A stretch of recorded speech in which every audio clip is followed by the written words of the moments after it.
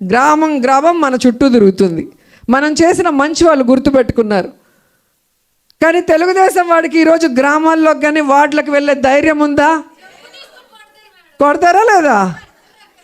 అది కూడా పాత చెప్పుతో కొడతారు. కొత్త చెప్పు వేస్ట్ అని చెప్పి. ఎంత సిగ్గుచేటో ఒకసారి మనం అందరం కూడా ఆలోచించాలి. అడుక్కున్నాడు, నాకు ఒక్కసారి కొట్టేసి గెలిపిరా, ఒక్క ఛాన్స్ అని పవన్ కళ్యాణ్. ఒక్క ఛాన్స్ ఇస్తే ఆడవాళ్ళ తలరాతలు మార్చేస్తా, కనిపించకుండా పోయిన 30,000 మంది ఆడవాళ్ళని తీసుకొచ్చేస్తా, తర్వాత మన వాలంటీర్లు నా అక్క చెల్లెళ్ళు అందరినీ 10,000 పెంచి మిమ్మల్ని అందరినీ దీవిస్తా అన్నాడు.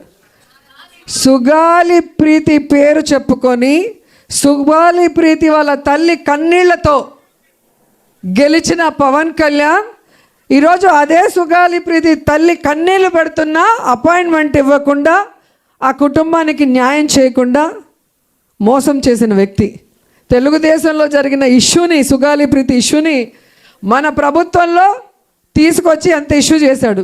ఆ కుటుంబానికి జగనన్న న్యాయం చేశాడు, కానీ పవన్ కళ్యాణ్ న్యాయం చేయలేదు.